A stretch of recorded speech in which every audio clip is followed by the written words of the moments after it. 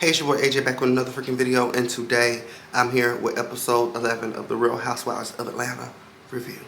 Not gonna do too much talk in the beginning. We're just gonna run the intro and get directly on into today's recap.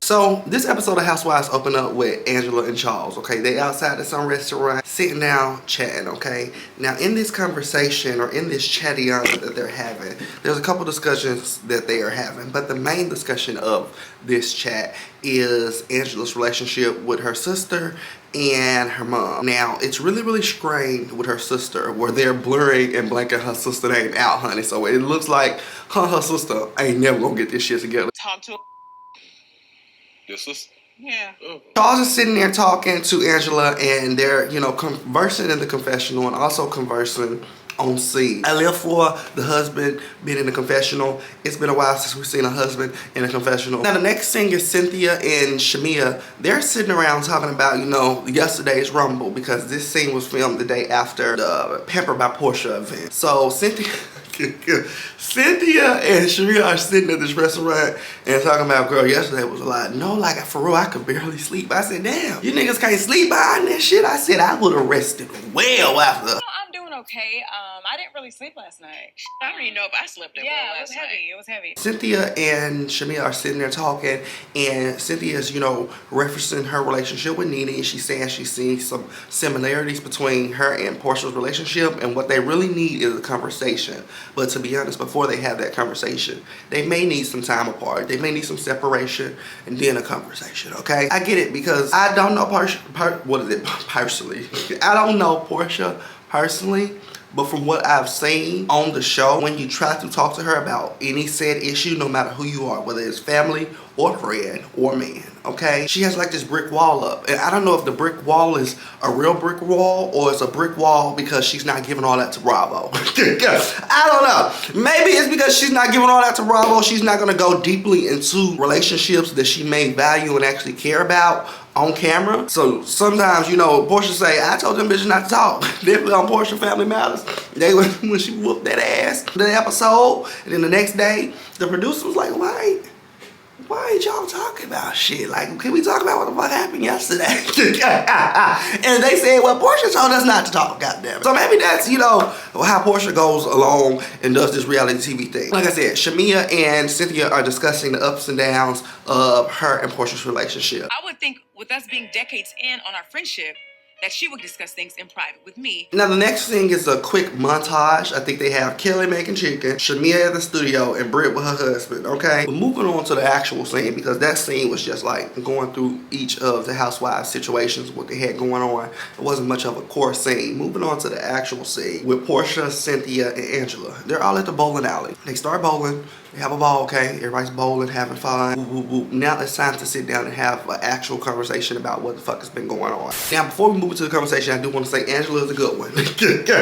Angela's a good one. I know you have to coexist with Porsha because you guys are castmates and y'all are co-workers essentially. But I'm telling you, baby, after what Porsha said and did, I've given that bitch a run for her money every time she had to do a scene with me. Porsha and Cynthia and Angela are sitting at this bowling alley and they're discussing Porsha's life, okay? Porsha begins to talk about her divorce and how it's affecting Pilar. I feel like the conversation about Simon has been longer than the actual marriage. I don't got no child, but I just can't see a child connecting, independent, and calling and needing pop. She say pop. I don't think that child is calling for pop. I feel like you done popped off on the storyline. I don't know. But as Porsha is explaining, the ups and downs in her relationship and what her child is saying, looking for pop. Cynthia's like, wow, and she's drinking her beer.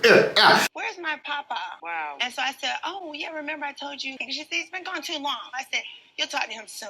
Ooh, wow. Every episode, Cynthia got her a drink, baby, and I live, baby. Cynthia said, I am a friend of. Make sure you get my drink and turn my mic up, bitch. That bitch drinking her beer, and she's like, oh, wow, girl, I don't even know what the bitch listening. But anyway, all three of these ladies move into a conversation about Shamea, of course. And Porsha's getting out how she feels about the ups and downs of her and Shamea's relationship. But right now, going through divorce, Am I really 100% of what my friends need? Maybe not. The next scene is Drew. Drew is heading to her lawyer's office. Okay, she's bawling.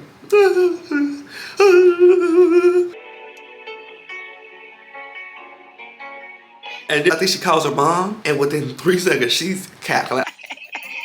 Now, on the phone with Drew's mom, Drew is telling her mom, like, you know, Ralph is trying to come for me. He's trying to take 40% of Drew LLC. He's also wants 40% of this and this and the other, all this shit, girl. That nigga need that money, shit. So while she's discussing this, her mom is going off. She said he ain't helping out. He ain't doing nothing. So I'm like, damn, because, you know, Ralph has always said, you know, he's paying for everything. He's doing this and the other. And he's trying to claim being rightful owner to Juicador LLC. He's not giving you a dime.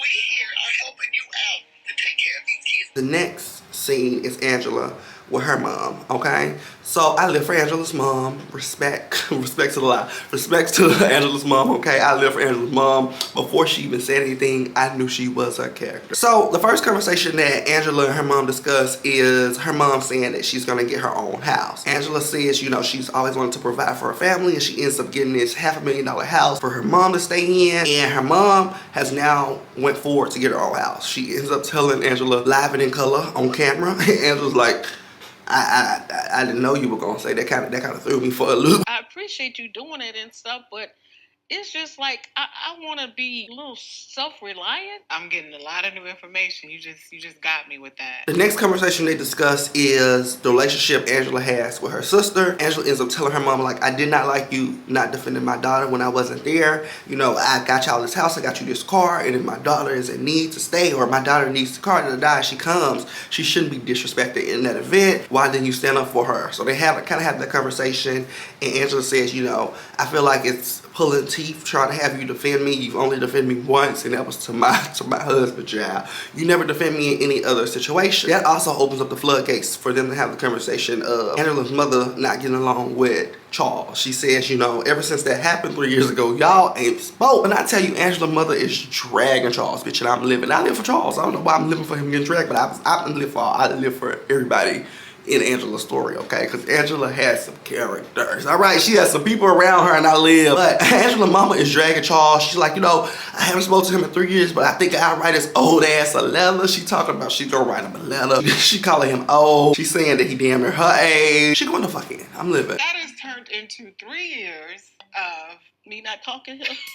I want to write him a letter, just explain to him that I'm sorry that happened, but you know what? I love him so much. That's my son in love, even though we're the same age almost. The next scene, we have Kelly and Chloe driving, okay? They're in the car driving. Chloe's absolutely dragging Kelly in her anxiety because Kelly is screaming behind everything. And I'm telling you, we would have hit everything because you ain't finna scream up in my ear like this, bitch. I cannot focus. I will take us both to the king, bitch.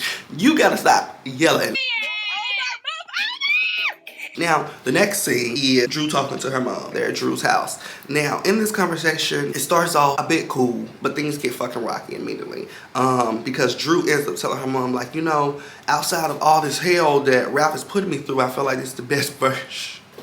I feel like this is the best version of him I've seen. We're such good co-parents and this and the other. And the mama like, nah, bitch. The Drew mama like, no. Because can't no nigga that's trying to take half of your business is here, half of your business is there, and want you to be able to sustain a lifestyle and pay for kids that y'all have had. I can't see it. And when her mama was clocking that tea, I was living. I said, I don't know. Ralph and I have been better co-parents than we were as a married couple. Is he trying to get my attorney recused? That's conflicting to me. I feel that if you have any compassion or any love for me as the mother of your children, you would not be trying to bash me and put me in a financial situation where it makes me fail. This should have came out last week for Mother's. Was it last week or was it last? It was probably.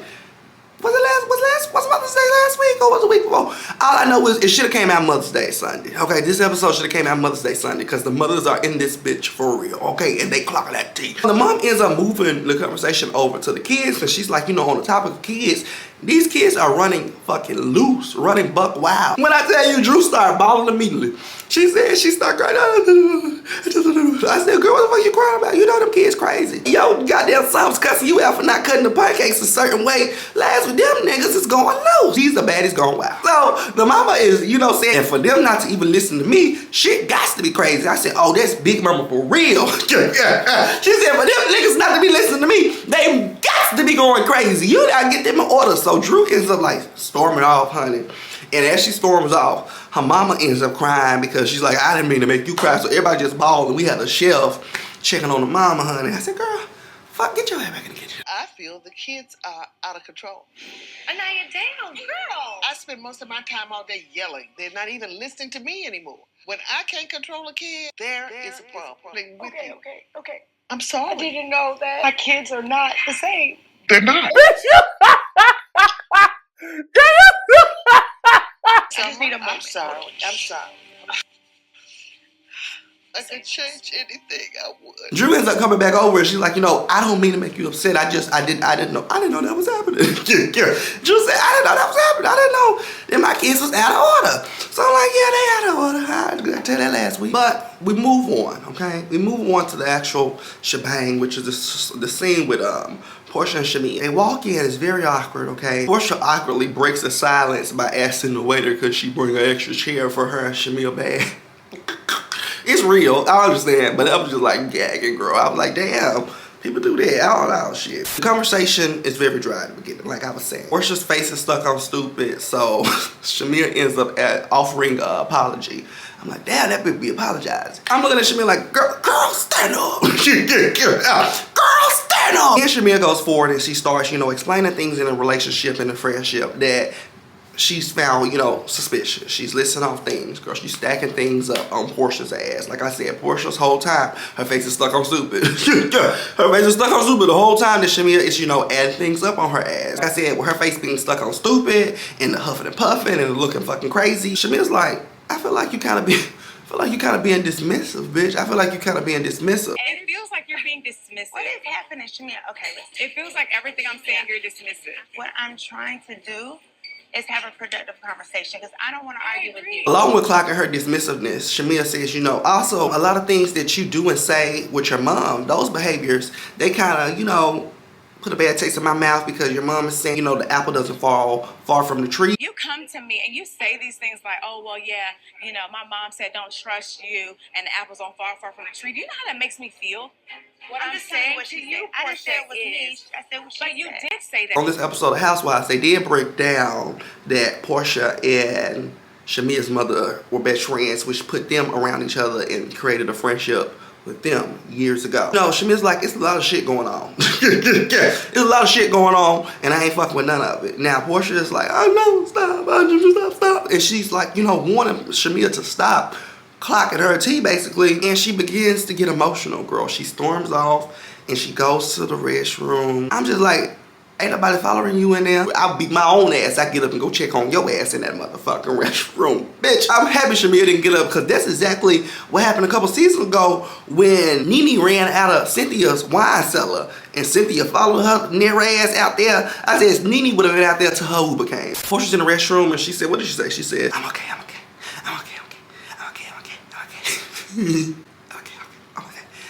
You better be okay and get your ass out there and finish that goddamn scene.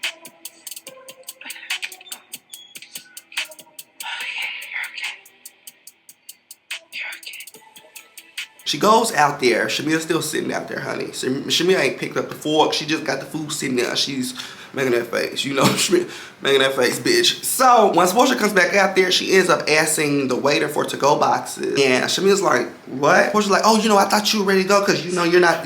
Please try again. Sorry. She's like, you know, I thought, you know, something was going wrong because, you know, you're not saying anything, you're not eating. And Shamea's like, bitch, you told me to stop. You just stormed. Did you not... Mental illness, awareness month. It's every fucking month. I live for Porsha in the beginning episodes. I feel like that's a Porsha I like to see. The funny, entertaining, the playful Porsha. But this you know, this little attitude, having neck rolling, you know, fake emotional, finna cry, but I don't see a tear ass Porsha. I ain't fucking with that one. I live for you, girl, but I ain't fucking with them. You gotta go put that Porsha back in the closet next to a Birkin and pick up the different Porsha. Pick up the Porsha that we see, you know, seen on the first couple of episodes. That was really, really fun. When she told that girl, you may want to start with another question. Or when she said, I live. We need shit like that. We need shit like that. Cause this Porsha we get right here, I don't know. But any which way, her and Shamea sit at this table. They semi-chat it out. They semi-talk things out, honey. And they give each other a hug and they go their separate ways.